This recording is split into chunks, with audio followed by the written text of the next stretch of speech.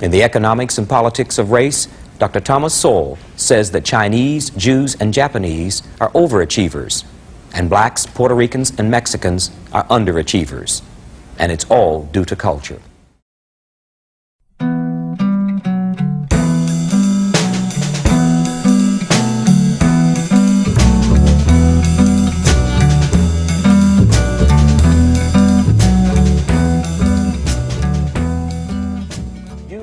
Identified human capital in your book, and you say, now you tell me if I'm not paraphrasing you correctly, you say the Chinese succeed because they outwork everyone else. Oh, yes.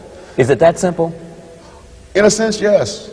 That if you put in enormous amounts of work, you're going to have a tremendous advantage over people who don't. A study was done in San Francisco schools to show Asians, blacks, whites, Hispanics, and how they score in various fields, and mathematics in particular.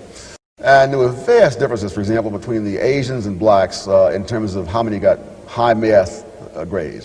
What struck me was that for both the Asians and the Africans, the number of hours that you spent working or doing homework in math was almost identical with the same percentage who got high grades in math.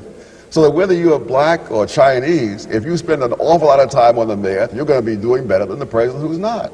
And although there were great disparities, the disparities were differences in how much time you spent on math homework. Well, then conversely, Dr. Sowell, are you not saying that groups who do not overachieve are groups who don't work hard enough? Sometimes, but sometimes the government itself makes it impossible or very difficult for groups to work hard enough. The minimum wage law is one classic example. Occupational licensing laws are another.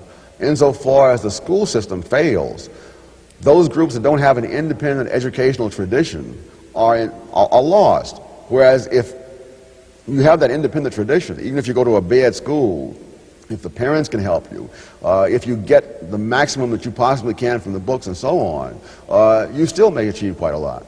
So it's a combination. It is the culture, but at the same time, insofar as the society puts barriers, particularly the government, which has tremendous power, and supplies education and other kinds of things. Insofar as they do that, they make it tougher for you to do it. Well, do you suspect that you may be guilty of de-emphasizing the effects of racism in that pattern? There's always, everything is a possibility. But as I look at the data, I don't find any correlation between the degree of racism and the degree to which groups advance. That is, if you look at the history of the Chinese in Southeast Asia, the hostility they have encountered there will compare with any hostility blacks have encountered here. There have been a number of occasions in the history of Southeast Asia where the number of Chinese killed in a few days exceeded all the blacks lynched in the history of the United States. So they are enormously hated. What about Jews? The Jews, of course, the same thing has happened with the Jews numerous times. Thousands killed here, thousands killed there, and of course under the Nazis, millions killed. The groups, incidentally, which have suffered the most violence, and I use that as one index of group hostility or racism, those groups have typically been middleman minorities. The Chinese, the Jews, the Armenians, the Igbos in Nigeria, 30,000 of those were killed in massacres just within our time. And yet I don't find any correlation in the long run between the economics and the political hostility. All right, let's get back to the primary criticism of your book made by a writer I really respect, William Raspberry, syndicated columnist. He says that you make these points, but you don't say what we should do. What we should first of all do is understand what does and does not work. I don't consider myself to be a policymaker, despite what the media may try to say.